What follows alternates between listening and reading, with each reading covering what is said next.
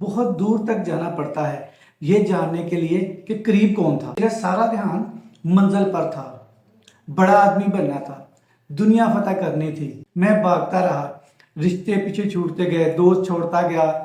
مجھے لگا کہ میرے خوابوں کو سمجھنے والا کوئی نہیں ہے۔ بڑا آدمی بننے کے لیے چلتا رہا، کون چھوٹ رہا ہے، دوست سب کو اگنور کرتا گیا، کوئی کال کرتا، کیسے کوئی رابطہ کرنے کی کوشش کرتا، سب کو بھولتا گیا۔ بس ایک ہی تھا کہ میں نے دنیا فتح کرنی ہے، میں نے بڑا آدمی بننا ہے۔ ایسے ہی کئی سال گزر گئے، بڑا آدمی بن گیا، بڑا گھر لے لیا، بڑی بڑی گاڑیاں آ گئیں۔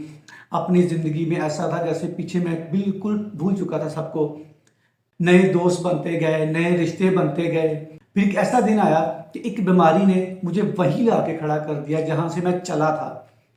بینک بیلنس، گاڑی، سب کچھ ختم ہو گیا اور میں آج وہیں کھڑا تھا جہاں میں چلا تھا۔ اور جب مجھے سہاروں کی ضرورت پڑی تو جو میرے نئے رشتے اور نئی دنیا میں لوگ بنے تھے سب نے منہ موڑ لیا، کسی نے دیکھنا تک پسند نہ کیا، تو ڈس ہارڈ ہو کے بیٹھ گیا۔ آخری ایک کوشش کرنے کے لیے اس انسان کا نمبر ملایا جو کہ میرے بڑا آدمی بننے سے پہلے میرے سانس کے ساتھ سانس لیتا تھا۔ تو بہت ہمت کر کے جب اس کو فون ملایا تو فون ملتے ہی تقریباً اس کی کچھ دیر بعد وہ انسان میرے پاس تھا۔